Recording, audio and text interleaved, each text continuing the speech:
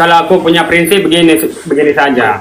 Saya sudah apa namanya, saya sudah membandingkan, istilahnya saya sama Habib itu setara, ya, saya sama Habib itu setara. Jadi saya mau silahkan Habib itu promosi nasabnya, silahkan Anda mempromosikan nasab Anda kepada masyarakat Indonesia tersambung kepada Baginda Muhammad. Tidak masalah, itu hak Anda sebagai manusia yang diberi hak yang sama untuk Terima kasih.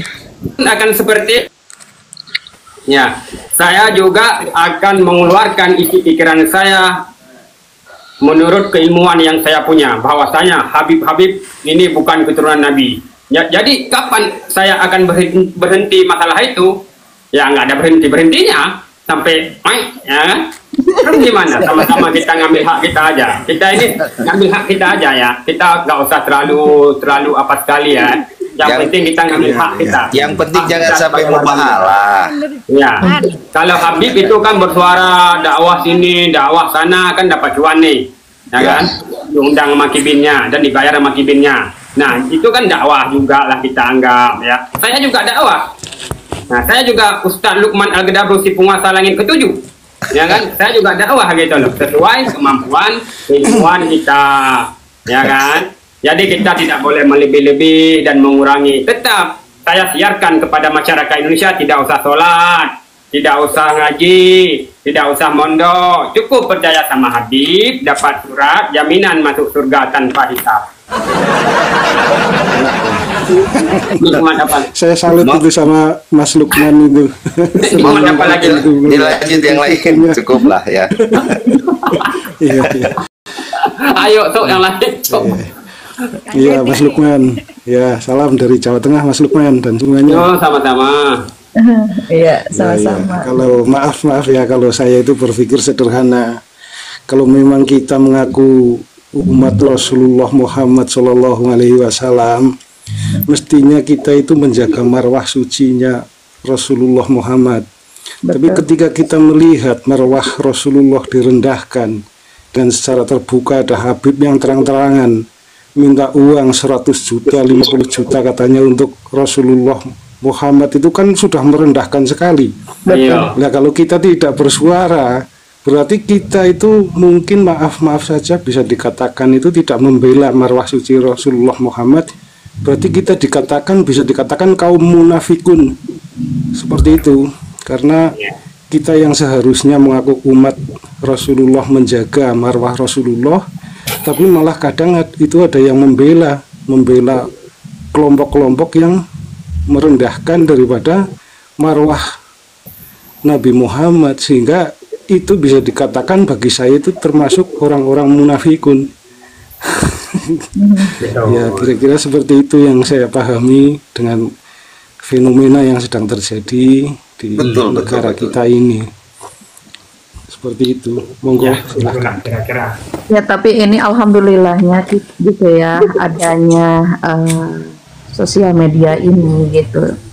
Orang-orang jadi kan bisa tahu, bisa lihat gitu ya, mana yang baik, mana yang buruk. Terus gini, orang-orang pasti kan menilai gitu ya. Ketika seorang Habib berbicaranya kasar seperti itu gitu kan, kenapa sih pengikutnya nggak sadar gitu? Loh, kok ini jadi gini, kok gini gitu kan? Sadar. Kembali ke tadi, kalau memang jadi pengikutnya itu wajib botol, Tehera, bukan wajib itu. Jadi bukan cuman begini, bukan karena orang awam, justru malah kebanyakan orang awam ini tidak meyakini Habib, malah kebanyakan orang-orang yang pintar, ahli kitab itu. Jadi nggak peduli walaupun kiai, buya, ustadz, kalau masih botol ya yakini itu. Ya, botol aja. Ya intinya botol, bukan awam ya, bukan karena orang awam, tapi karena botol. Iya betul, makanya banyak juga tuh kiai-kiai kita masih percaya ya kan Kang Deddy kan? Betul. Ya percayanya bisa jadi sebenarnya sih antara yakin dan enggak sih ada, tapi ya juga ada yang takut karena ditinggal jamaahnya juga ada gitu. Kebanyakan itu yang jadi kibin-kibin itu kan mungkin daripada santri-santri mereka juga. terus yang ex HTI, FPI itu kebanyakan itu ya yang Iya, turun temurun, intinya turun temurun.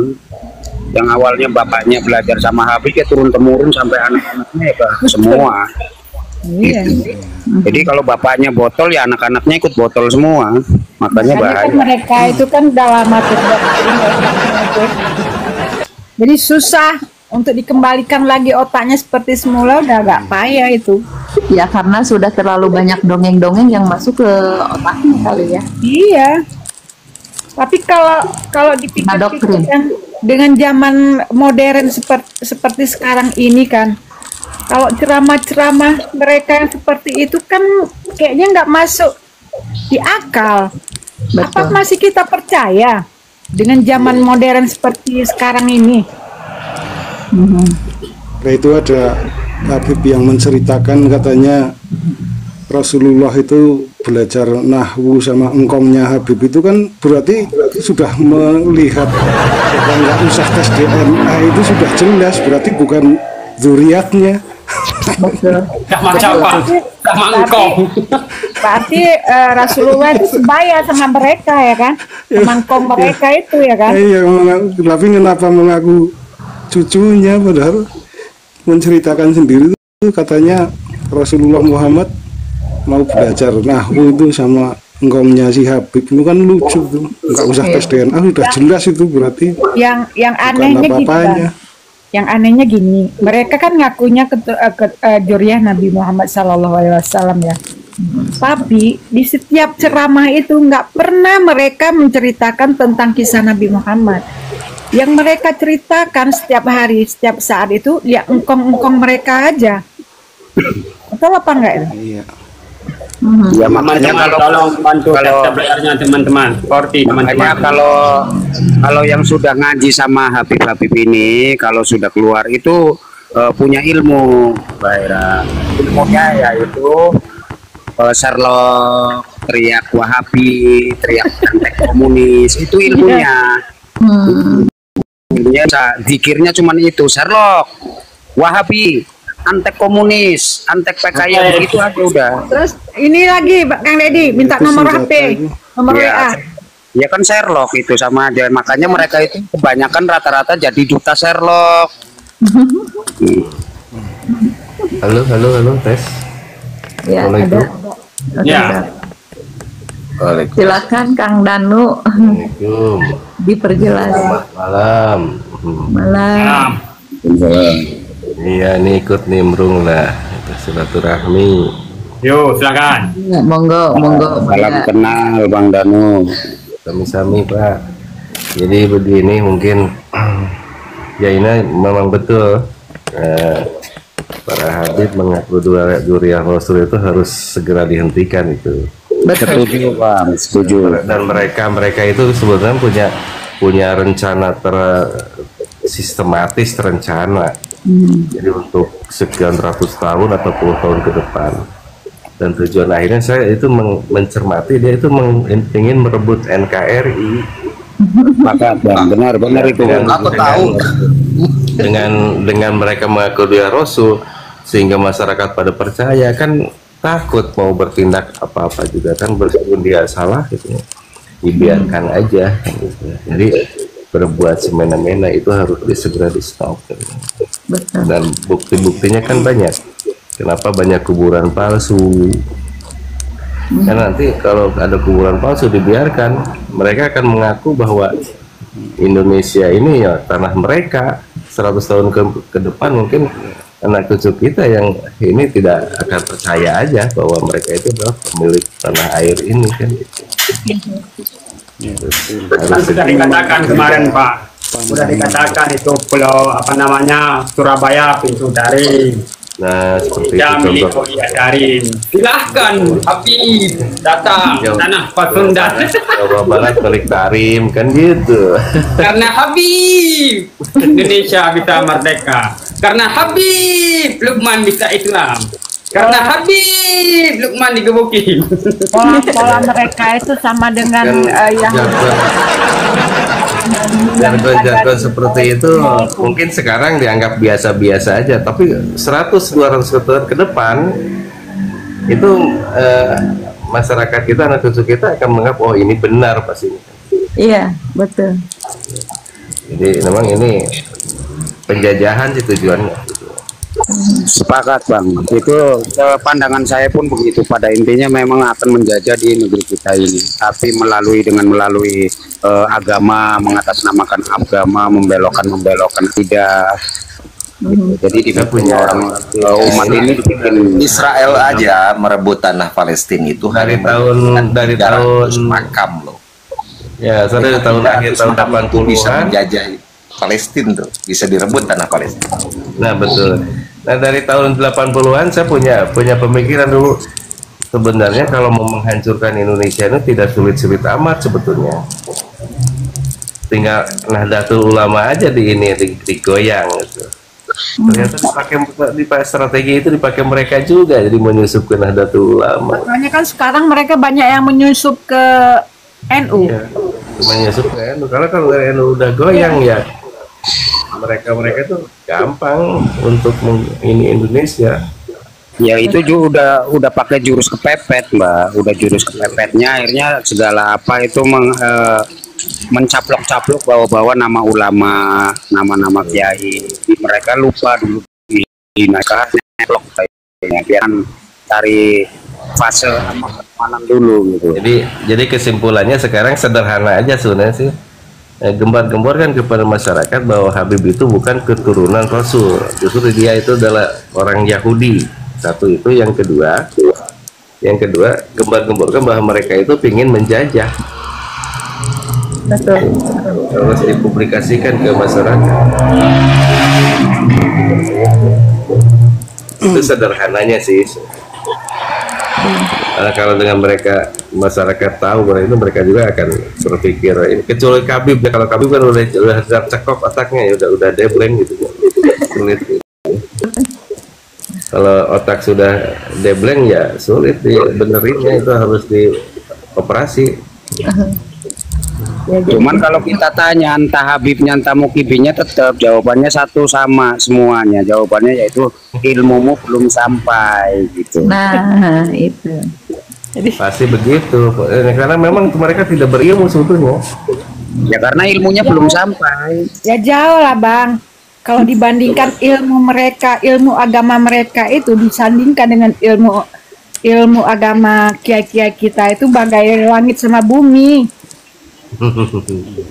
Betul. Cuman kalau kita bandingkan sama Tuan Guru macam mana itu Kak? Tuan Guru yang mana? Yang katanya ditarim, kenapa kerang? Jauh lah. Itu mah bukan ini, itu botolnya luar biasa itu, bukan orang awam. Iya, itu kan kibin.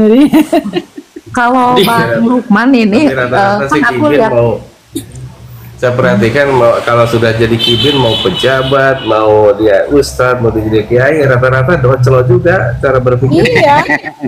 Kalau udah kena virus kibin man, kiai pun jadi botol.